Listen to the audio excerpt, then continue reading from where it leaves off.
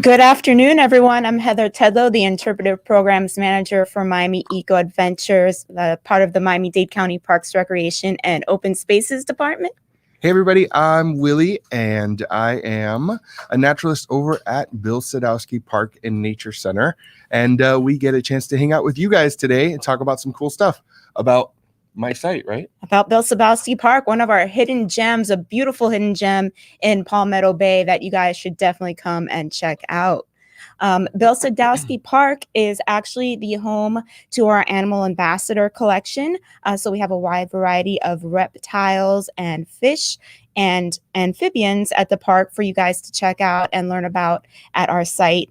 And the site itself has some beautiful amenities. It's a beautiful park. It has waterway access to launch non-motorized watercraft. You can fish off the C100 canal. We have a beautiful trail through our hardwood hammock where you can connect to nature and come in close contact with some native plants and animals.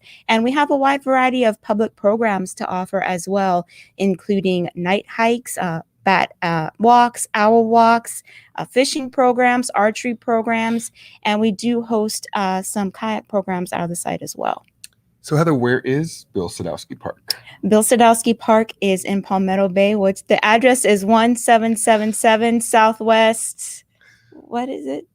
79th Avenue. That's what I thought. 79th Avenue. Right. Thanks, Willy. Yeah, so it's a pretty neat park. And I mean, I guess I'm a little biased to it. But not only is it neat because of all of those things you said, you know, we've got all the animals there, the canal, all of that fun stuff. It is like 33 acres of like just amazing habitat nestled in an urban environment. Like houses are around there. People live there. Ironically enough, I grew up just a couple houses down from that park. My parents still live there. They come visit me at the park all the time. Shout out to my mom for coming to visit at the park. But it's pretty neat. I mean, and there's so much wildlife there that most people wouldn't even think about. I know you said we have like reptiles, amphibians, fish, and whatnot, but I mean, there's mammals at the park too. You know, it's a preserve and everything kind of lives there. You know, some of the animals are under human care that we take care of and they're ambassadors. But did you know that like not last Saturday, the week before last, we were getting ready. There was a bunch of Girl Scouts that were coming over to do some stuff in the park. And as I was kind of talking to the rest of the team, there was a fox that just ran straight across the back of the preserve. Doesn't surprise me. Super exciting. She was really big. I'm pretty certain that there's going to be some fox babies running around. What do you call baby fox? Some kits. I know, it's so cool. That is I think that's like the world's best trivia, is identifying baby animals and what you call them. It's interesting. Yeah, it's fun to don't really know what to call baby animals and they get things wrong and they confuse things. So it's sort of fun to like give that teaser and educate people on that. Most definitely. Another cool feature at Bill Sadowski Park, as Willy mentioned, through those nature trails, we have solution holes. So you can really see how water flowed through that area through time. Right now, there's not free-flowing water through the park because the village of Palmetto Bay was built in that area, and we have the C100 canal where the water is currently managed. But when you walk through the trail, there's lots of really interesting solution holes and rock crevices for you to explore, and you know, native plants that are very rare that grow in those solution holes as well. So that's another really interesting thing to check out while you're there. So people can come to the park, relax, check out a solution hole, throw all their problems in there, right? That's what solution holes are good for. It gives you, and then solutions just bubble out of them. Yes, that's right. No, but it's such a cool thing. And to see, you know, I had no idea that solution holes were created from tannic acid. Mm-hmm. Like tannins, you know, I don't know. I think of tannins, I think of wine, I guess, or tea. But like just the, you know, when you think of Florida and you think of that, you know, brownish kind of water that's kind of flowing kind of steadily, you know, I guess that's what makes it up. And just to think that acid is strong enough to break down limestone. Well, limestone's porous. It's made up of calcium carbonate. Last week, we were talking about the coast and some of the issues that are facing our coastlines. And one of the things that face our coastlines, an issue is ocean acidification. So in that instance, carbon dioxide is getting absorbed into the ocean, and that is unfortunately harmful to animals with calcium carbonate backbones like sea urchins, sea stars, sea biscuits, because that acid eats away at their exoskeleton and that they lose protection of their soft bodies.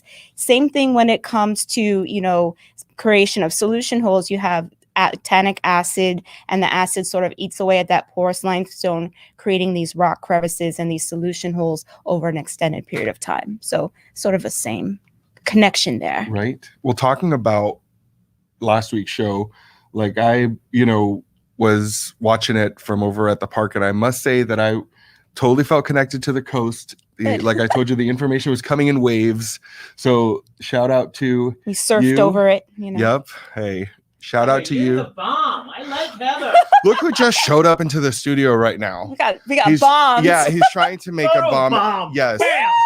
Heather, We're talking about one of your it. favorite places. Thank you. So yeah, it's really neat to see Ed and you talk about things that are, obviously you guys are super passionate about, and that's super important. So shout out to our eco site at Crandon. We're certain passionate about parks in general, so especially Bill Sadowski Park as well. That's my jam about that as well. So another interesting program, just to go back to Bill Sadowski Park, that we're offering in all of our parks right now. It's summer camp season. We're gearing up. We're super excited to host kids at our parks and offer a great summer. And Bill Sadowski Park is actually the host to one of our specialty nature-based camp, which is our fishing camp. And fishing camp is a camp that focuses primarily on fishing, fish biology, proper fishing techniques, and boat and water safety. And the curriculum is provided to us by the Florida Fish and Wildlife Conservation Commission. And so if you have a child that's really into fishing, wants to learn more about fishing, or work on their fishing skills, definitely come out and to Bill Sadowski Park this summer. We're offering fishing camp for 5 weeks this summer, from June 21st to July 23rd. And you can register for any camp in any of our parks on ParkLink, which is miamidadeparks.com.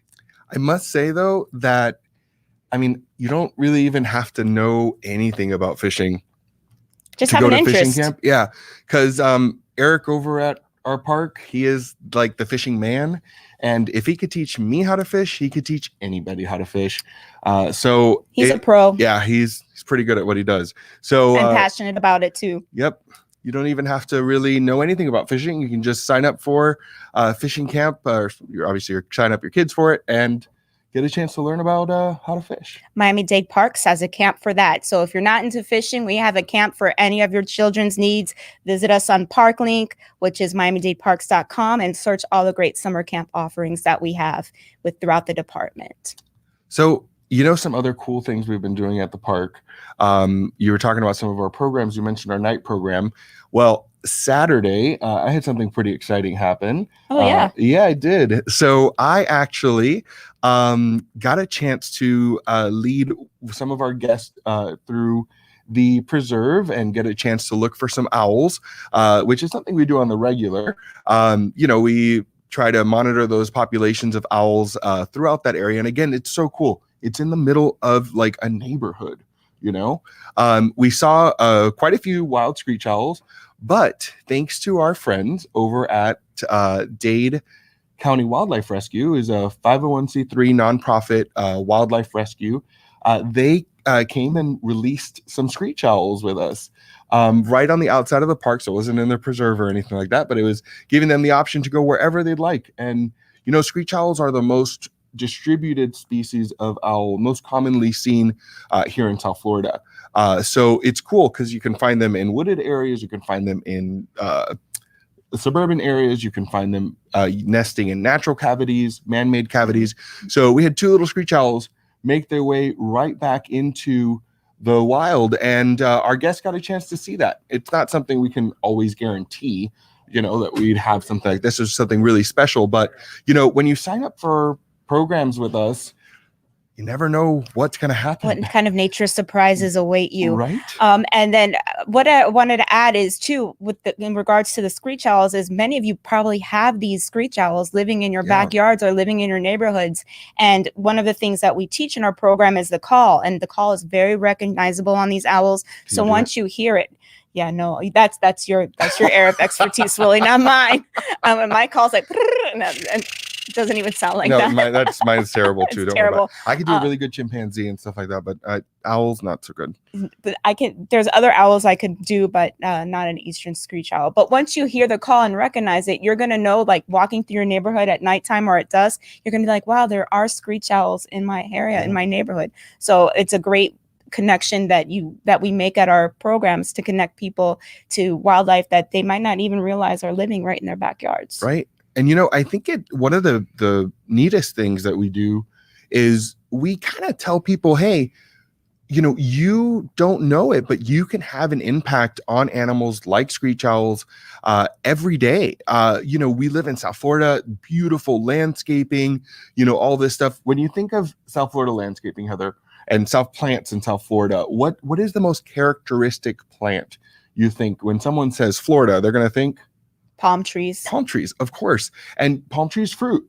And palm trees produce, a lot of food for other animals, including things that we may not want to have around, like rats and mice. And people oftentimes, have these beautiful plants and, oh man, the palm tree produced all this fruit. And then you all of a sudden have a rat problem. And most people, you have a rat problem. What's the solution? You try and eradicate the rats. And usually in not the best biologically safe, sound ways. Yeah, most people want to poison them. Mm-hmm. And, that's such a difficult thing. Yeah, rats can carry disease and whatnot. However, that rat is going to die a lot of it, like an owl. And unfortunately, they get that side effect of that poison. It accumulates. Just like when we talk about last week, we were talking about our oceans too, and food chains in the oceans, and talking about bioaccumulation when it came to plastic and humans ingesting plastics when we eat fish and seafood. Same thing with these animals. You poison one animal, that prey item becomes a predator's meal, and that predator is also ingesting those toxins. Biomagnification is a very, very serious thing. And, we learned a lot about that in early on when we were first like, hey, the ecology and the environment, let's look about these things with things like bald eagles. That's I think that's the poster child for biomagnification. And I'm proud to say it's the poster child because they're not even on the endangered species list anymore. And we can do the same thing. We just have to be cognizant of it. But, owls are Mother Nature's natural rodent controls. And by setting up something like like an owl box, or having a safe area for wildlife to coexist in your home, we could make a difference for these guys and avoiding using poisons whenever possible. There's always successful wildlife management plans where humans and wildlife can coexist together and live together peacefully in a nice, balanced way. And so it's just up to us to really look at the effects that we have on our daily lives, that we do on our daily lives that affects these animals, and sort of see how we can balance and coexist peacefully together. Another animal that we tend to see a lot on our night walks, or we focus on a lot on our night walks, is another very misunderstood mammal that has a residence, makes residence here in South Florida, and those are our bats. And bats are extremely important mammals, especially here in South Florida, where all of our bat species actually are insectivores. So they help keep our insect populations under control. So we really want to create habitat and coexist peacefully with bats here. And bats are really misunderstood, and people have a fear of bats. I mean, I guess I can understand. I think they're cute, but I guess I could see how people would be a little bit afraid. The whole Dracula thing, a flying mammal that's furry. I mean, I get it, but I think bats are super cute, and I think bats are extremely important. And we have technology at our sites to help actually control bats, not control bats, to sea bats, hear bats. We have something called an ectometer, and we attach it to a device like this, an iPad. And the ectometer actually picks up the echolocation calls of the bat, and we can identify the bat species that we are seeing on our device, and we can teach people about all of our local bat species here in South Florida. I will say we've been pretty lucky recently. Like when I've been out there, I've not only had the meter pick up the vocalizations, but we've also had bats flying around us. And again, that's so important. And I think it has a lot to do with being so close to a waterway. Water kind of ties into so many things, and the insects are able to be there and have a, more of a, I don't want to say breeding ground, but probably, yeah, I think that's the right term. We've got the bats eating off those insects, thankfully, because if I, never see another mosquito again in my life, it'll be too soon. But it's kind of neat that we can see that. And just recently, you won't believe, but man, I don't know if I told you this or not. We've had bonneted bats showing up on the ectometer, and we are contributing that to some of the information we know. So the bonneted bats, you can actually, are one of the species of bat, you can actually hear them if you know what you're listening for. And the last time I was at Bill Sadowski Park with you guys at a night program, we were hearing them. So they're definitely in the area.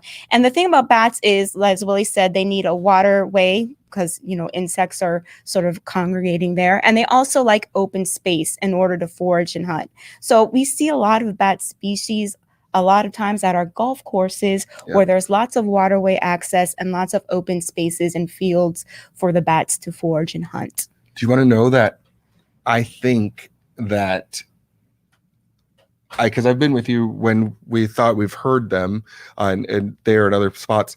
And from my understanding, women can hear those frequencies better than men. So yes, girls are better at almost everything than us. I'm just throwing that out there. Especially you, Heather, because you're awesome. Thank you. But I do want to say, like, I women can tend to hear those frequencies a lot better than men. Well, women tend to hear a lot of things sometimes a lot better than men, but we won't go there. Touche. Sorry, guys.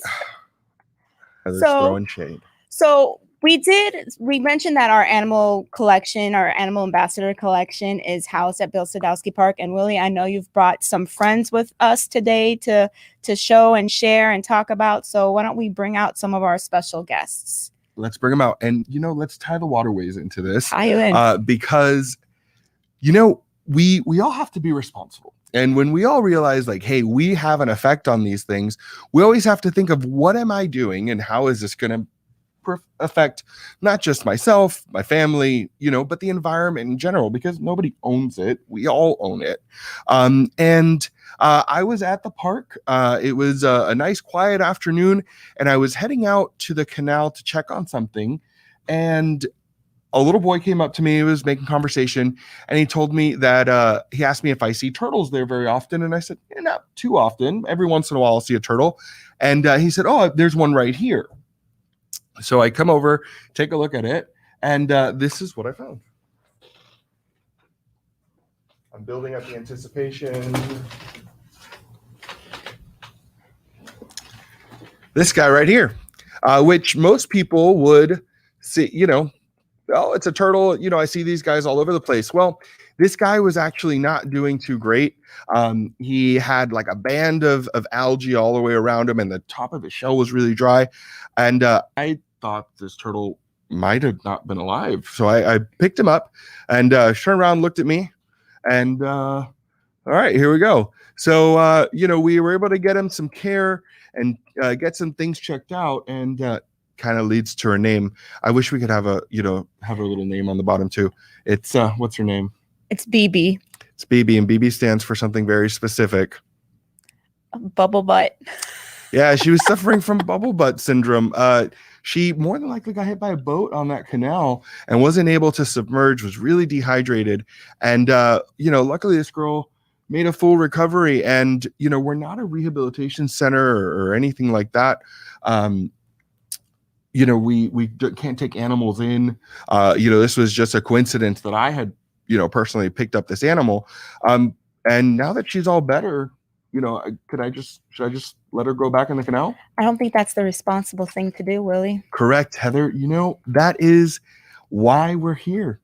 This species of turtle, the little red ear slider, you can see on the side there, he's got don't try to bite me. She's feeling much better, as you can see. She's feisty today.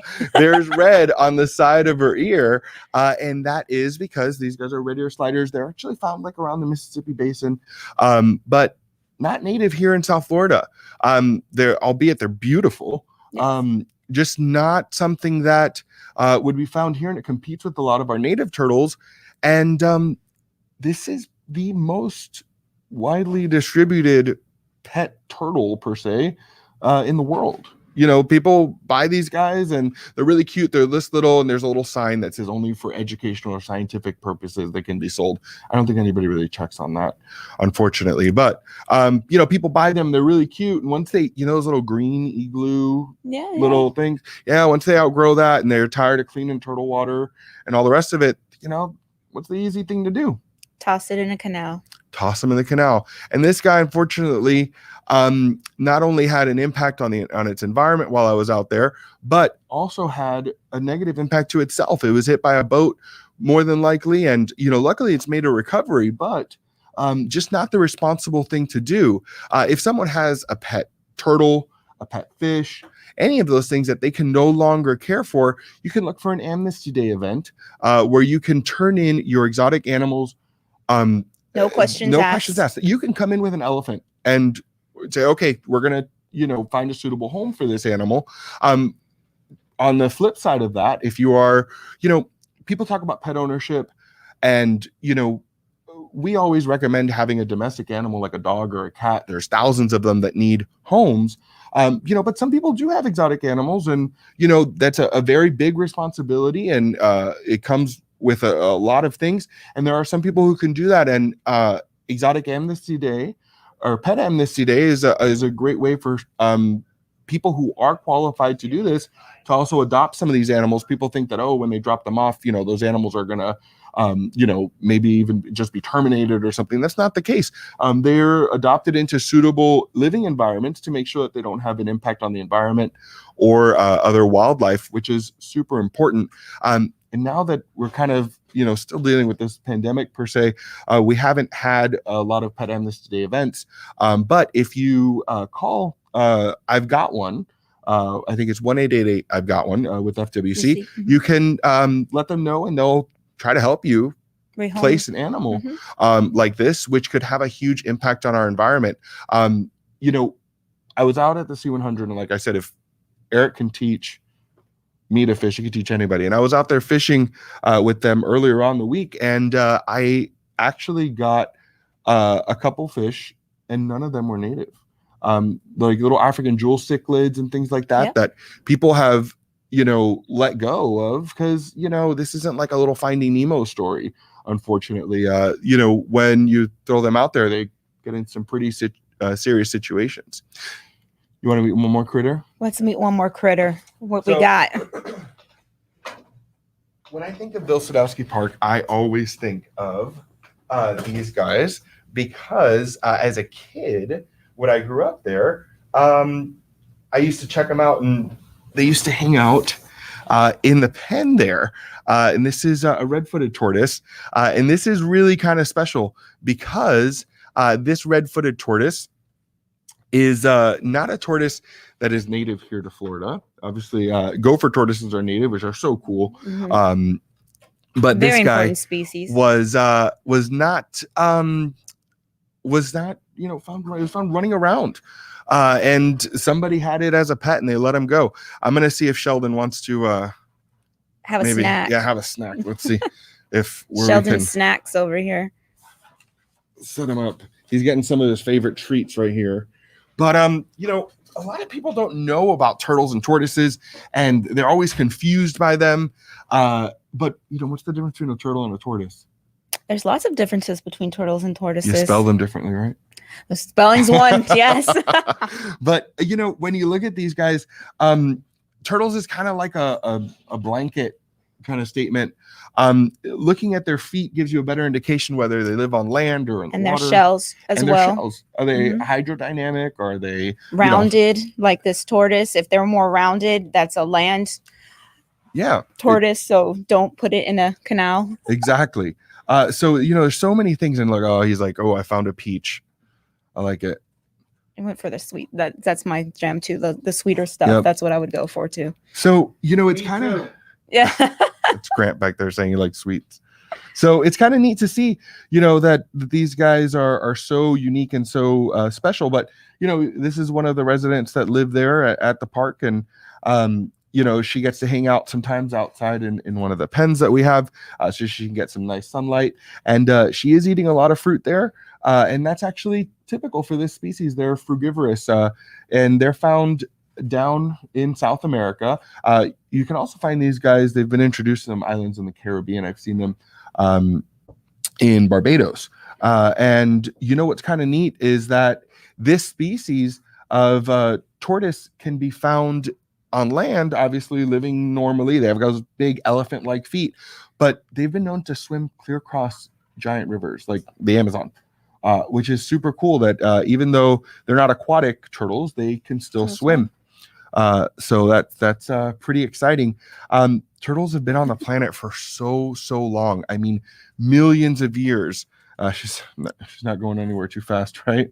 Well, I don't want Sheldon to walk off the table. Yeah, either. that wouldn't be too good. Great. But Sheldon is just such a neat turtle, and we're happy to say it's turtle nesting season here in South Florida. Turtle nesting season here in South Florida. So keep your beaches clean, keep your lawn furniture off the beaches, and make a clear pathway for mother sea turtles coming off to lay their nests and our hatchlings when that time comes, because it takes a couple months for them to hatch. So our hatchlings when they go out to sea. And we just celebrated Mother's Day. So what a great way to celebrate some mothers that are going to come utilize our beaches here in South Florida. Most definitely. So what can we do to help them besides moving all your furniture out and stuff? I think we should start practicing on turning your lights off if you live near the water. That's it. Sea turtle safe lighting. Very important. What we're talking about. So, I think we've had a great time today hanging out with Sheldon and BB, talking about one of the coolest places in South Florida. BB is what? BB is our red-footed red ear slider. Red ear slider. Yeah, BB the red ear slider. And this is Sheldon. Both up at the same time? Sure. So while we get BB back out here, just wanted to tell you guys about some programs that we have going on this weekend. Oh. Between the two of them again? If you look at their feet, tortoises tend to have more like a square foot for walking on land, while turtles will have web feet because they're going to be aquatic and they're going to be swimming. And if you look at the shells, Sheldon. Sheldon has a more rounded shell, because if he were to fall and need to flip over, he would need that rounded shell to flip himself over. Whereas a turtle that spends most of its time in the water is going to have a more hydrodynamic, streamlined shell in order to move quickly through the water. But the biggest, this was a crazy fun fact, though. The craziest thing I think in my mind, the best way to separate this group taxonomically is the way that they move their head. Whether they can move their head into their shell, the hidden neck turtle, or a side neck turtle. We don't have any side neck turtles with us now. And I guess the only exception to that is those sea turtles. They don't really need to do either one of them. Heads in their shell at all, because they're awesome. If you have to swim, why are you going to tuck your head in the middle of the ocean? That's not very helpful to you. Case and point. So some great programs happening this weekend. If you guys want to check out any of our EcoAdventures programs, on Friday, May 14th, we have a Creatures of the Night hike at Arch Creek Park from 7:30 to 9:30. At Crandon Park, we have a Bayside Kayak Adventure from 10 a.m. to 12:30 p.m. And at Castillo Hammock, we have one of our bat walks from 7:30 to 9:30. Saturday, May 15th, we have a family fishing workshop, which we discussed a little bit about at Bill Sadowski Park from 10 to 12. Intro to Archery at A.D. Barnes Park from 10 to 12. And on Sunday, May 17th, we have one of our Eco Action Days, one of our volunteer days at Costello Hammock Park from 9 a.m. to 12 p.m. You can register for any of those programs at ParkLink, which is miamidadeparks.com, as well as check out our programs at all of our other park sites. Remember, we have a wide range of programs for all interests at Miami-Dade Parks. Follow us at Miami-Dade Parks. Follow us at Miami EcoAdventures on social to stay connected and learn about all that Miami-Dade Parks has to offer. Bam. It's a wrap. Wrapped. Bye, guys. Have a great day.